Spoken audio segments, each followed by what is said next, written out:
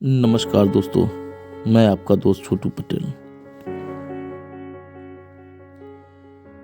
मैं आपको एक ऐसी कहानी सुनाने जा रहा हूँ जो पुलवामा हमले में शहीद हुए जवान सोल्जर की एक कहानी है। आइए सुनते हैं सोल्जर की कहानी छोटू पटेल के जुबानी। साथियों, 14 फरवरी पुलवामा में हुए आतंकी आत्मघाती हमले में देश के 39 जवान शहीद हुए हैं। हर जवान का परिवार आज दुख और गम के उस पड़ाव पर खड़ा है जिसकी भरपाई शायद ही कभी की जा सके। लेकिन इसी बीच देश के कोने कोने से शहीदों के परिवार की हमें कई ऐसी कहानियां मिल रही है जो दिल को झकझोर कर रख देने वाली है। इसी बीच हमें हमारे ही एक पाठक ने ऐसी कहानी हमें भेजी है जिसे पढ़ कर हमें लगा कि यह कहानी देश के हर उस व्यक्ति तक पहुंचना आवश्यक है जो देश से प्यार करता है और देश के लिए मर मिटने को तैयार है। आप सभी से हमारा यही अनुरोध है कि अगर आपको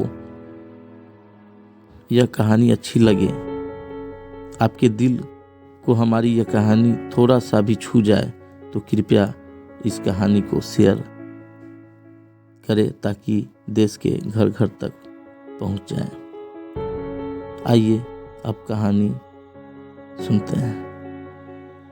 आज भी फोन नहीं किया, मैं बात नहीं करूंगी, आज फोन करेंगे तो भी नहीं। कम से कम वैलेंटाइन डे पर कोई फूल भेज देते व्हाट्सएप पर नहीं, इन्हें कहाँ समय है हमारे लिए। पिछली बार तो मेरे द्वारा कढ़ाई करके दिल बनाए हुए रुमाल से बंदूक को घूंघट उठाकर उसे चूमते हुए फोटो भेजी थी। इन्हीं ख्यालों को सोचते हुए आज पूनम के होठों पर जरा सी मुस्कान उभर आई।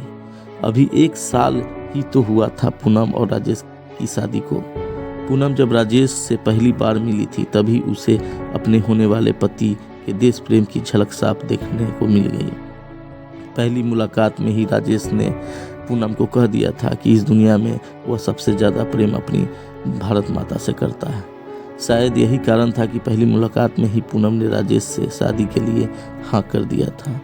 शादी के 10 दिन बाद ही राजेश वापस सरहद पर अपना फर्ज पूरा करने चला गया था। हालांकि इन 10 दिनों में ही राजेश पूनम के केवल 3 दिन ही साथ रहे, लेकिन इन तीनों दिनों में पूनम ने अपनी पूरी जिंदगी राजेश के साथ जी ली थी। वापस आने का वादा करके राजेश चला तो गया, लेकिन पूनम राजेश के फ़ोन का इंतजार में घंटों फ़ोन के पास ही बैठी रहती। आज भी वह सुबह राजेश के फ़ोन का इंतजार कर रही थी। आतुरवास वह अपनी सास को आवाज़ लगाकर पूछने वाली थी कि आपके बेटे का फ़ोन आया क्या।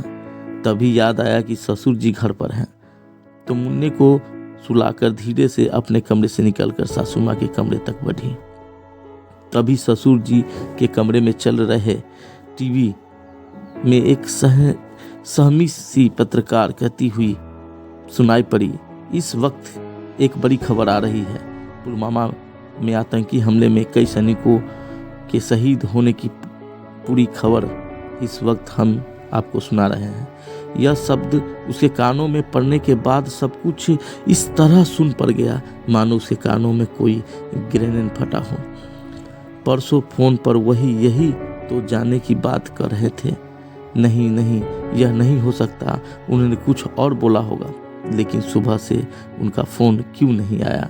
यही सोचती हुई वह बाहर दीवार पकड़कर बैठ गई। एक हथगोले का असर कम हुआ और धुंधलका छटा तो ससुर जी के फ़ोन के लाउड स्पीकर पर बार बार आवाज़ आ रही थी, the number you are trying to call is either switch off out of the service area. उसकी जब यह उनसे बात होती तो गाहे बगाहे पुलवामा का नाम ही आ जाता था। फिर आंखों के सामने अंधेरा छाने लगा। थोड़ी देर बाद उसने हिम्मत करके ससुर जी के कमरे के द्वार का हल्का सा दरवाज़ा खोल दिया।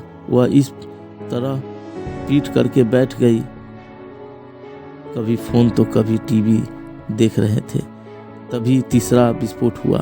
समाचार चैनल का लाइव संवाददाता घटनास्थल की रिपोर्ट दे रहा था और तभी उसकी नज़र एक बंदूक पर पड़ी जिस पर एक खून का सना सफ़ेद रुमाल पड़ा था, जिस पर रुमाल पर दिल का निशान देखते ही वह धड़ाम से गिर पड़ी। साथियों, पुलवामा में हुए आतंकी हमले में हम सबका मन आघात है। आज हम सभी देशवासियों के मन में इस हमले को लेकर आक्रोश है, लेकिन सिर्फ आक्रोश से काम नहीं चलेगा। देश प्रेम की अलग आज देश के हर व्यक्ति तक पहुंचाने की आवश्यकता है। इस कहानी के माध्यम से हमारा उद्देश्य आपको शहीद के एक परिवार के रूबरू करवाने का था। आप सभी पाठकों से अनुरोध है कि इस कहानी ज़्यादा से ज़्यादा फेसबुक और व्हाट्सएप और शेयर करें, ताकि देश के प्रेम की अलग हर युवा में जाग सके।